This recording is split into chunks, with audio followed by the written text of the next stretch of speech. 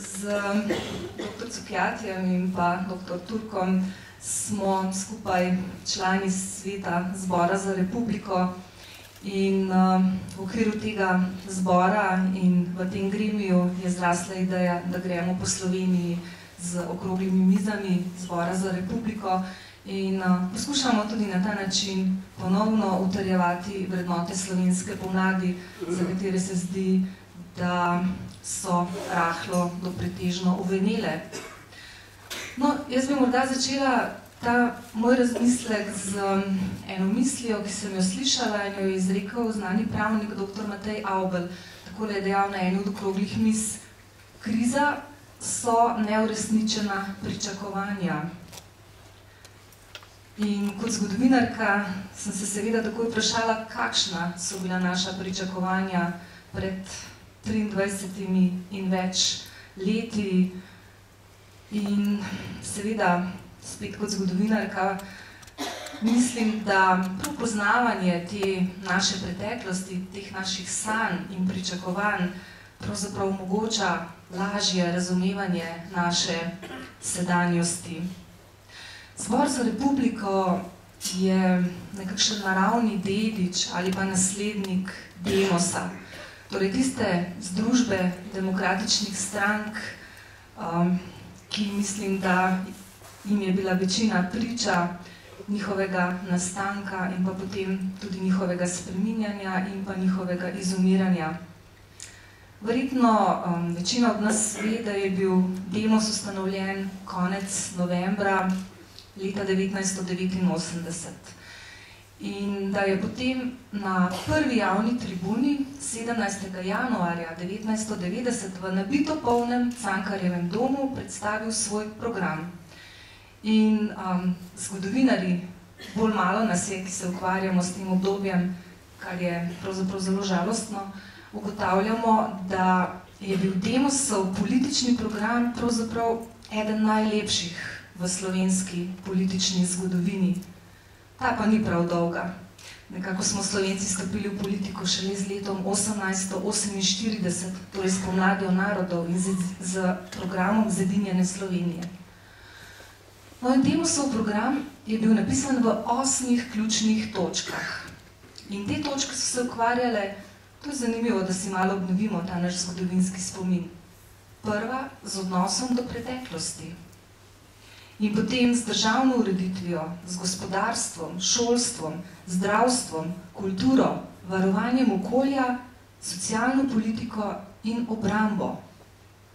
Zanimivo, da je demos v prvi točki čutil ravno to potrebo, da spregovori o tem, kako je bil režim, ki nam je vladal desetletja po drugi svetovni vojni, totalitaren in kako je potrebno opraviti s totalitarizmom. Izpostavil je recimo pomembnost spravnega procesa in tukaj na tej točki seveda Slovenci lahko ugotavljamo, da še vedno nismo naredili izpita. Potem tisto pomembno, kar je demos izpostavil, je ustanovitev lastne države, ki bo spoštovala človekove pravice in svoboščine, ki bo parlamentarna demokracija s strankarskim pluralizmom. Zavrnil je nek socializem po meri človeka, pa nekakšno nestrankarsko demokracijo in nestrankarski pluralizem, ki jih je ponujala takratna vodilna partijska elita. Zahteval je novo ustavo, zahteval je neodvisno sodstvo.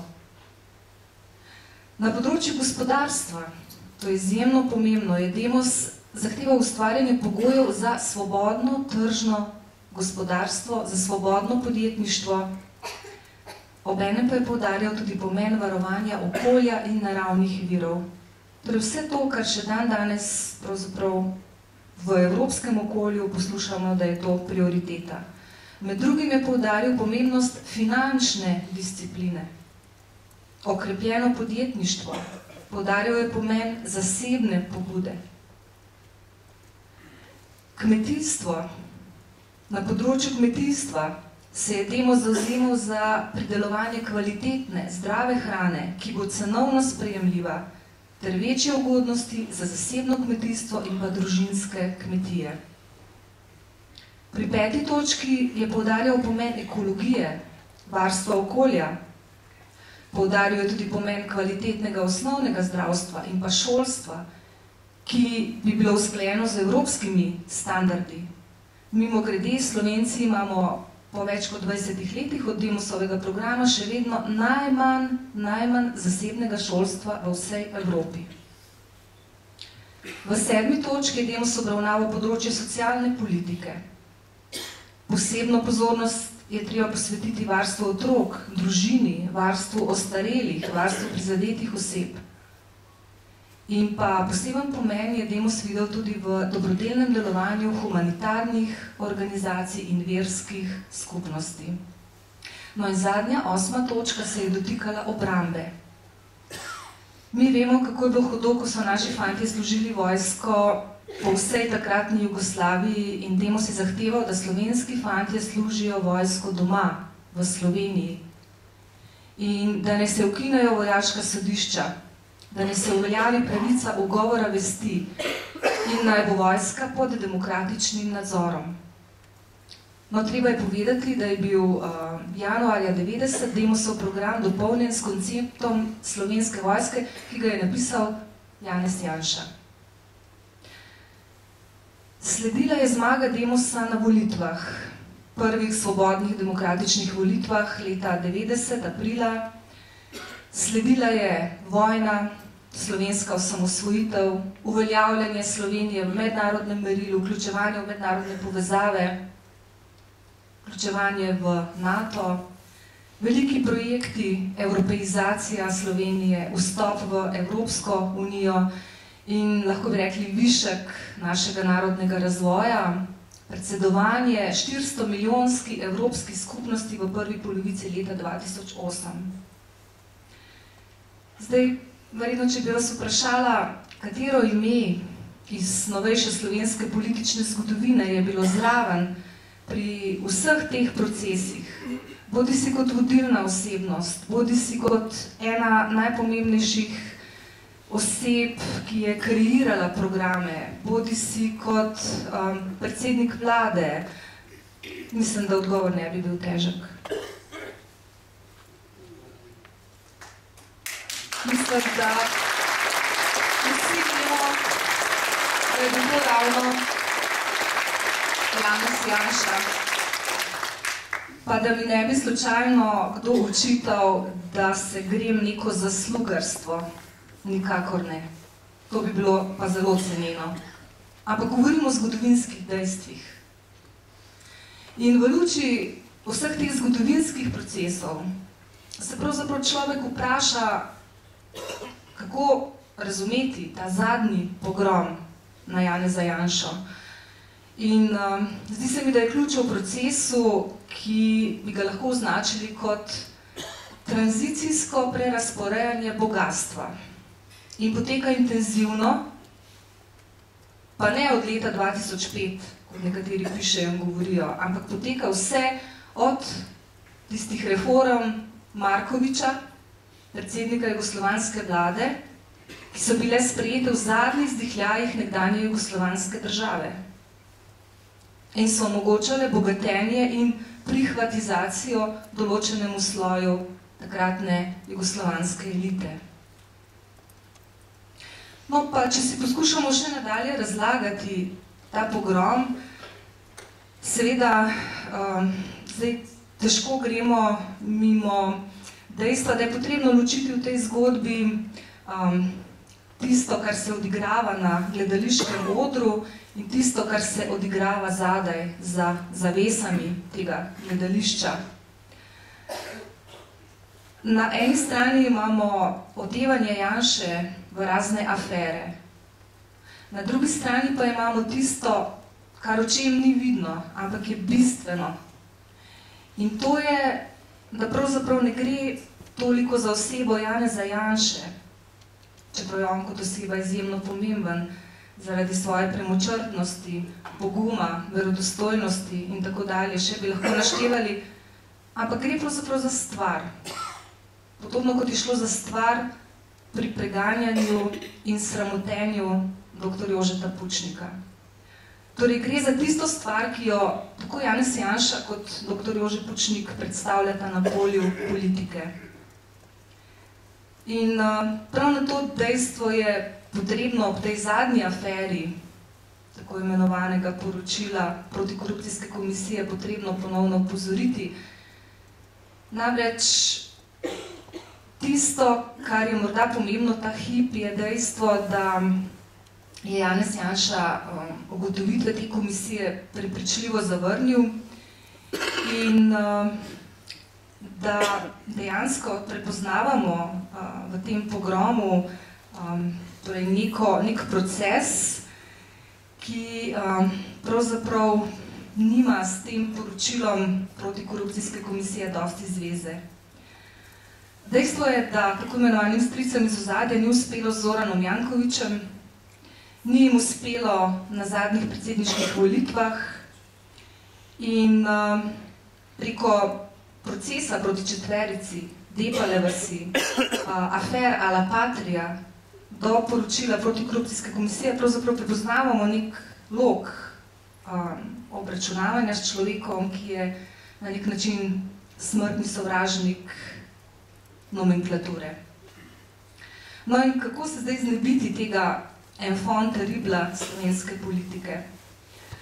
Spet je pametno, da se ozremo za hipec v zgodovino in ugotovimo, da so se pravzaprav Janši hoteli znebiti že v drugi polovici 80-ih let prejšnjega stoletja, ko je stopil na politično prizorišče in pač pokazal, da ne bo igral tako, kot so plesali strici iz ozadja.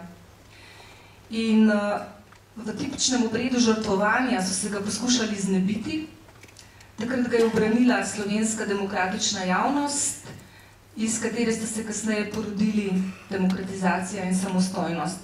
In Janša je bil v zaporu, kamor so ga pahnili isti ljudje, ki še danes v dobršni meri obvladujejo slovenske medije in slovensko sodstvo.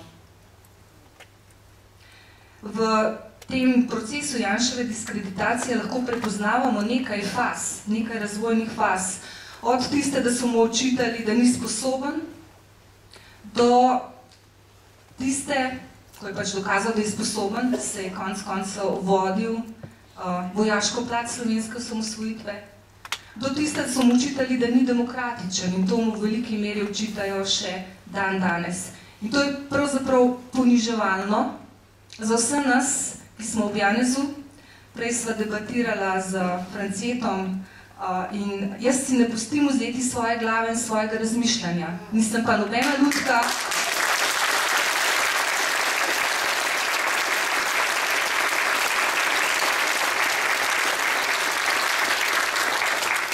In mislim in verjamem, da to lahko trdim prav za vse nas, ki smo v tej dvorani, pa še za mnogo, mnogo več ljudi. No in ko je podpora Janši in Slovenski demokratski stranki vse bolj rasla, so mu začeli lepiti razne afere in celo secirati njegovo duševno stanje. In to počnejo še zdaj. In niso se ustrašili in sramovali niti sramotenja njegove družine in se spravili celo na otroka. Če to ni zavrženo, potem jaz res nimam pojma, kaj je zavrženo. Ampak, ko jaz razmišljam zdaj o teh zadevah, vidim in se zelo strinjam z Janezom, ki je danes rekel, da je to akt politične inkvizicije. Da greš tako daleč, da uporabiš nek mehanizem, proti kateremu ni priziva. Potem je to seveda zelo, zelo slabo. Slab znak za demokracijo v Sloveniji. In vidimo, da je bilo to poročilo res v veliko aspektih zelo vprašljivo. Predsednik je danes rekel, da je bilo nekorektno, netočno in zgrešeno.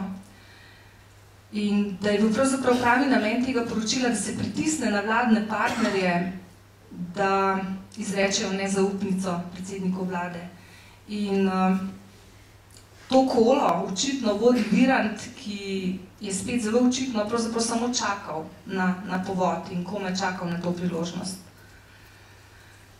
Naj se dotaknem mimogrede v tem svojem razmisleku še ene igre, ki se je odigravala na tem prizorišču na odru. To so nedavne demonstracije, da mi ne bi slučajno kdo očital, da sem proti izražanju mnenja na ulicah.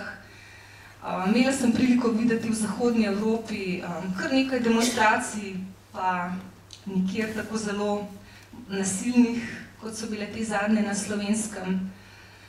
In človek se tega upravičeno ustraši. In če bi sledili temu sporočilu demonstracij, tej agresivnosti, se seveda ustrašiš za demokracijo na Slovenskem.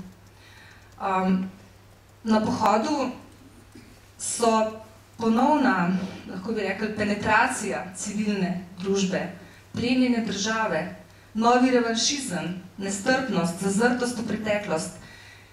In mi je zelo žal, da moram to reči, ampak napis Politiki marš v Barbara Rov izraža točno tisto mentaliteto, ki je brez milosti zmetala v jame na tisoče ljudi, tudi žensk in otrok, samo zaradi nasprotnih političnih pogledov. Tisto mentaliteto, ki je zaprla dr. Jožeta Pučnika zaradi člankov, predvsej nedolžnih člankov, ki pač niso bili v sozvočju s takratnim režimom. In tisto mentaliteto, ki tepta človekove pravice v imenu nekega višjega cilja. No in morda še to za konec bi opozorila, da pri nas je res na pohodu neka čudna, zverižena, dr. Jože Pučnik je rekel, poškodovana mentaliteta, ki torej z nerazumljivo lahkotnostjo poimenuje ulice po krvavih diktatorjih, ki zamahne z roko ob omembih hude jame, ki pač pod krinko nekega kvazi-humanizma še naprej pusti mirno spati izvrševalce in ukazovalce zločinov proti človeštvu, genocida in tako naprej, ki recimo praznuje ponarejeno zgodovino v obliki Dražgoške bitke. Skratka, točna tista reafirmacija totalitarnih simbolov, ki pravzaprav je nevarna za demokracijo. Ker dejansko se moramo zavedati, da demokracija nam ni dana enkrat za vselej. Nam ni dana. Vsak dan posebej se je treba truditi za njo. In ravno spominjanje in pozabljanje napačnih stvari je izjemno nevarno za demokracijo. In Slovenci, ki imamo tako bogate izkušnje s totalitarizmi, preživeli smo kar 3, imamo še posebej veliko odgovornost, da skrbimo za demokracijo. In mislim, da lahko rečem, da Zbor za republiko s temi našimi tribunami pravzaprav skrbi za demokracijo, za pravno državo, skrbi za nadaljevanje tranzicijskega procesa, ki sta ga začela prav Demos in Pučnik in ki ga najbolje personificira prav Janez Janša. In če zaključim, mislim, da res ni tarča Janez Janša kot tak, ampak pravzaprav neka politična paradigma, ki jo predstavlja, in to so vrednote slovenske pomladi. In zato je potrebno stopiti v bran Janši. Jaz sem prepričana, da bi isto storil dr. Jože Pučnik, če bi bil še med nami. Da je potrebno nadaljevati reforme, ki bodo utrdile pravno državo, ki bodo utrdile demokracijo, solidarnost, spoštovanje človekovih pravic, pravičnost. Namreč trdno verjamem, da samo pravna država in pa nek stabilen politični prostor zagotavljata vzpon gospodarstva, nova delovna mesta in blaginjo za nas vse. In treba je ponovno vpeljati v naš politični prostor nekaj, kar so odrekali tako Janši kot Pučniku, to je pa spoštovanje človekovega dostojanstva. In za konec bi rada rekla samo še to, da se dostikrat vprašam, A smo Slovenci sploh vredni svoje države? Pučnik je zapisal leta 2001, ko smo praznovali 10-letnico slovenske države, v kateri, kot je prej Boštjan dejal, so sanjali rodovi pred nami. Takole pravi: neprijazni so moji občutki ob 10-letnici samostojne države. Ponos, zadovoljstvo. Da, vse to je res in ni malo. Vendar so razmere v naši državi takšne, da bi človek zajokal, če bi kaj pomagalo. Zato sočno zakovnem in ponudim precej medel na svet. Da, razjokajmo se nad lastno skrotovičenostjo in nad našimi vrbastimi hrbtenicami. Nato pa se končno dvignimo na zadnje noge in razvijmo v sebi vsaj delček tega poguma, doslednosti in resnicoljubnosti, ki jih opeva naša sentimentalno lažniva narodova mitologija. Tako bomo zmogli marsikaj spremeniti in vzpostaviti v tej šentflorjanski domačiji stanje, ob katerem bomo res upravičeno ponosni na svojo suvereno državo, ki je pravzaprav danes še nismo vredni. Ali smo jo po 12 letih od tega Pučnikovega zapisa kaj bolj vredni? Morda, ampak to moramo dokazati. Pogledati resnici v obraz, spoznati, kaj je dobro in kaj je slabo in ubraniti vrednote slovenske pomladi.